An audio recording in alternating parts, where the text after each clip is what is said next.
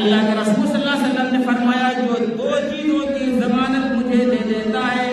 جو دو چیزوں کی مجھے ضمانت دیتا ہے، میں اس کو جنت الفردوس یعنی جنت کا ضامن بن جاتا ہوں، ایک زبان اور ایک شرم کا۔ ما بین لحییہ وما بین رجلیہ، تو زبان کتنی اہمیت کی ہے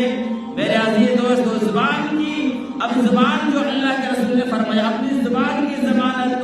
تو کیا مطلب اس کو ہم خاموش رکھیں، ہم گونگا بن جائیں؟ نہیں میرے دوستو، یہ زبان سے بول کر کفریہ کلام نہ کرو، یہ زبان سے کسی کو گالی نہ دو، یہ زبان سے کسی کی غیبت نہ کرو، یہ زبان سے کسی کی چغلی نہ کرو، یہ زبان سے ایسی بات نہ بولو جس کے دل کے اندر کسی کی تلوار چل جائے۔ میرے عزیز دوستو، میرے دوست بزرگوں، حضرت علی رضی اللہ تعالیٰ عنہ کی قول ہے، امام شافعی رحمۃ اللہ علیہ فرماتے ہیں اللہ کی قسم اگر کوئی انسان کو اگر تلوار سے مارتا ہے، اگر انسان کو اگر تلوار سے مارا جائے تو وہ کچھ دنوں کے بعد اس کی تلوار کی وجہ سے ختم ہو جاتی ہے، لیکن دل سے جب کسی کو ایسی